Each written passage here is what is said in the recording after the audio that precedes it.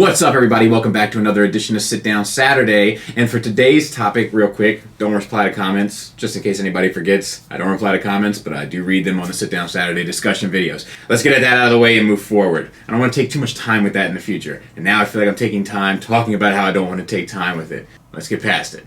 So the topic of today's conversation is this: life after G1. The G1 well runneth dry, my friends. It's not over. There's more work that needs to be done, but we're getting close. So what I want to do today is I want to talk about the holes in our collections if we're doing a G1 masterpiece style collection. I want to talk about who we want to fill those holes, so to speak. Easy, lads. And I want to talk about where everything should go once that's done. Now, for the basis of this conversation, we're not going to be talking about characters that we would swap out. Swap out is a lot easier than needing the initial plug, so to speak. Of course, there are characters in our collections where we would prefer a better option. But unless the option is just absolute trash, we're going to assume that it's good enough. Let's start with G1 Season 1. And the only thing we're missing is Cliff Jumper. But, bam, bam, we have some options coming. And that, my friends, concludes all of Season 1. Season 2 had a lot more characters, but let's talk about the ones that we're missing. Now, we don't have the aerial bots yet, but we do have options, both Zeta and Fans Toys, which will allow us to have two viable options for both a robot mode and a combined mode, which, if you're like me, it's important, especially if the individual teammates have enough personality where it seems like you want them represented. Like, for instance, I don't feel like the Computron individual bots had as much personality. Now, I'm an idiot, so I need to have bot modes of them as well, but to me, it's not as much a priority as, say, the Constructicons. The Protectobots. Now, this is a little bit more interesting. So we have the Generation Toy Transformation, whichever flag they're using for that, coming this year, and that may work for you. The direction that my collection is kind of going, it doesn't really work for me any longer. So I personally need both a bot set and a combined set. But with all of these companies kind of taking stabs at a new sort of masterpiece scale combiner, I don't have any real worry that that's not going to be a thing. The same could be said for Bruticus, as could be said for Superion. We have two options coming with the unique toys and with the Zeta to kind of fulfill both check marks. And the same thing could be said for Minosaur, with two options both from DX9 and from KFC or X-Transbots, I think it's X-Transbots, to fulfill that need. Skids is a bot in need, but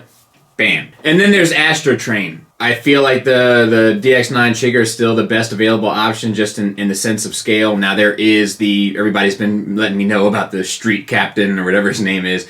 Look, I know he's a thing. It's not acceptable for me. I think he's too small. I would like the opportunity to get a chance to review him, but I don't think that... I think that he's masterpiece styled and not masterpiece scaled, so I don't really include him in the conversation. And ladies and gents, that's it for Season 2. Moving on to Season 3, it gets a little bit more complicated. Now, we do have a lot of characters. Some of them are perhaps not appropriate for the Masterpiece Scale collection, but we'll talk about them as we go through. First of all, the combiners are an issue once again, Abominus and Computron. Now, I kind of feel like the Unique Toys Abominus sort of can work in bot mode, not so much in combined mode, not for me any longer anyway. It still would be nice to have the option either way. Also, the Predacons probably need to be redone. The Throttlebots. Now, we have the Toy World ones, which can suffice, I guess, but I don't think that they necessarily cut the proverbial mustard any longer for us. So those would arguably be some ones that we would need as well. Run Amok and Runabout. Now, I know iGear teased these. For some reason, I just had this sinking sensation that they're never going to see the light of day, so I'm including them anyway. And then we have the big boys. Metroplex, Triptychon, Skylynx, and then Slammer and Scamper or whatever that come along with Metroplex. The 6-gun, I feel like we have a kind of an option for him, so it's not as much of a big deal. And then he comes with the tank, so that checks off one of those boxes. So some of that kind of works, but still, I think worth mentioning for the sake of conversation. Now, as far as the big boys go, I think I want to do another sit-down Saturday on what we should do regarding those guys. But I think we can all agree for the basis of conversation, we could probably work out a Skylynx. That's something that could probably get done and everybody be happy with across the board in terms of how big they decide to make it, etc. Now, I know the Gigapower teased one, but it's just so early along there that I feel like it's still worth mentioning. Season 4 has a lot more glaring holes, so I brought the camera down a little. I brought them down to our level. So let's talk about them real quick. Obviously, Fort Max and Scorponok, we'll address that in a future sit-down Saturday. All of the Decepticon Target Masters, Autobot Crosshair's Target Master, Autobot Sure Shot, Punch Counter Punch, Decepticon Skull Cruncher, and the Autobot and Decepticon clones. Admittedly, there's a few more there. We still have a couple years of work worth to do. But Season 4 is where we start to get into the discussion of, can the characters support the production? Can the fan base, can the target demographic support that character base in terms of buying the product? I feel like I already hear people say, I'm only doing Season 1 and 2. And then I feel like I hear a larger group of people saying, I'm only doing Season 1, 2, and 3. And then I hear an even larger group of people saying, I'm only doing Season 1, 2, 3, and 4, and I'm not doing any of the Japanese continuation stuff, which we're not going to cover today. But we're just going to stick to the American G1 release. So the pocket of people is getting smaller that will actually support those sort of production runs. So we don't even know if that's a thing that's going to happen. We saw a Target Master come from Make Toys. We haven't seen anything come from them since in that regard of Target Masters. So I don't even know if that stuff's going to happen. Season 1, 2, and 3 is mainly why I wanted to do this video. I think that's where most people are staying. I'm going beyond that, but I feel like most people are staying in that Season 1, 2, 3 pocket. But even with all of those people that are collecting Season 1, 2, and 3, and 4, let's talk about how many characters we're actually missing. Approximately, and I put the number up because I couldn't keep track while making the video. So I counted while I was editing, because I'm smart. At times. Not often. So, who do we want to do these? This is less dramatic. X-Transbots and KFC, if they can get a hold of their QC. I have an X-Transbots video coming very soon. Spoilers! DX9 and Unique Toys, I feel like have stepped up big time. I'm okay with them contributing. Make Toys, Fans Toys, Zeta, and Gigapower as well. Those are the people I'd like to see kind of head this charge. The combiners is where things get tricky and it's too soon to tell. As of right now, I want Zeta to handle all of them. That's only because I haven't looked at the Unique Toys new combiner finished, or the KFC or X-Transbot Stunticon one finished, or the Fans Toys one finished. If the Fans Toys one does all of them, at least I'll have a robot mode for all of them, so that's cool in the gang. But it seems like at least Zeta's going full steam ahead. And I like what they did with Devastator, and I like the way the Bruticus and Superion are shaping up. It seems to be using the same sort of technology and approach, so I feel very comfortable in that pocket. I love what they're doing. Maybe not as much as Ben's Collectibles loves everything, except maybe Fans Toys. They must not be in the old Robot Kingdom pocket, am I right? Sorry, Ben. Had to get you back for that. Ben's a good guy. I'm just messing with him. But I love what they're doing. So let's continue. Where do we go from here? And I got news for you. We're already seeing companies take the approach that I'm talking about. And that is to say, they're trying to find money in other lanes. We got Unique Toys doing movie stuff. We got G Creations doing IDW stuff. We got Generation Toy and DX9 doing this sort of Beast Wars reimagined stuff. So don't be confused for a second. These companies, they definitely know the day is coming where the well runneth dry. They've already started looking in other avenues. So where would I like to see them go personally? I'll tell you. Me personally, I would love for them to complete Seasons 1 through 4. I would love to see other robot characters that aren't really considered part of the lore in the same way. Your Alita 1s, your Moon Racers, your Defcons, your Autobot Spikes, and all that kind of stuff. I'd love to see that stuff happen. Definitely wouldn't complain for a second if it did. But I'm not sure, once again, if the consumers that would be interested could support the market. That's the kind of wider approach I'd like to see them make. I have other ideas too, but I'm not going to put them all out there because I think some companies might be working on it from rumors I'm hearing, and I don't want to let any cats out of the proverbial bag. But what I think is going to happen is I think that companies are going to begin moving away from G1.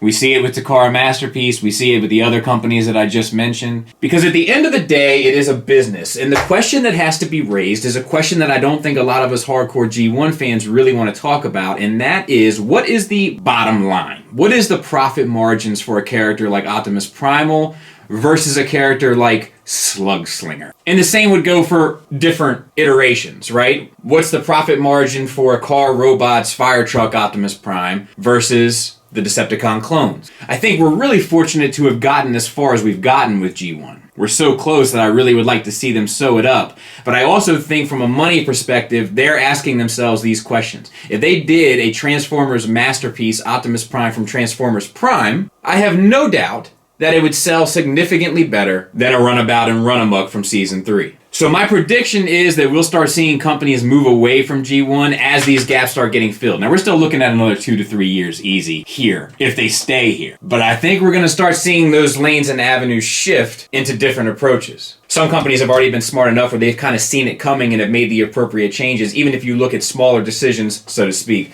like DX9, who started a Legends movement of G1 inspired stuff, because what's left to do is just simply not as popular as what has already been done. So yeah, I'd like to hear from you guys where you'd like to see companies and Takara start going in the future in terms of life after G1. I do believe that is a phase that we're going to be facing. And who knows? I don't know anything. I'm just talking. They could be planning to redo everything, you know, and you'll be swapping out characters forever. I won't, but you might be. But if we assume that they're not, where would you like to see them go? What avenues would you like to see them tackle? I think the choices that we get over the next couple of years are going to be very, very interesting. And I think that it's going to be telling as to where the money is, because everybody's chasing the money. Oh, before everybody gets out of control with rumors and drama and all that, there's no issue between Ben and I. He just took a little shot at me, so I took a little shot back. He's a good dude. And he's been having some health issues recently, and he's got some avenues for you to contribute to kind of help him out if you're in a position to do so. So check him out there. But ain't no shots being fired my way without a retort. I'm a man of respect. So yeah, I'll be back next week, hopefully, with another sit-down Saturday, one that I'm kind of excited to get back to. I've been talking about for a while, but I'll save any more spoilers for then. And also, real quick, while we're in the business of house cleaning, I'm not going to be going out of my way to kind of make a Transformers video happen if there's just nothing available. We're approaching Chinese New Year. Releases always slow down around that area of time, so I'm going to do what I can to continue to get videos out, and if I get something, I promise you I will get it, review it, and put it up. But in the past, I've always tried to make sure I had a Transformers video for Monday and Wednesday. If there's no Transformers videos out, but I get an SH Figuarts and 2 Bandai model kits and a Storm Collectibles and a NECA figure, then that's what we're going to look at that week. But trust me, I'm still working with other people, talking with other people in order to get loaner pieces for stuff that I'm not buying from my personal collection in order to review it so that everybody can kind of see what my view is on it. But I'm just not going to be going to too ridiculous extremes in order to come up with a Transformer video. But I can also tell you the weeks that there are no Transformers videos, I'll be working extra hard to make sure I have a sit-down Saturday that week so we can at least kind of touch on the hobby. All right? So, that's all for today. Thanks for listening. Thanks for watching. Until next time, take care.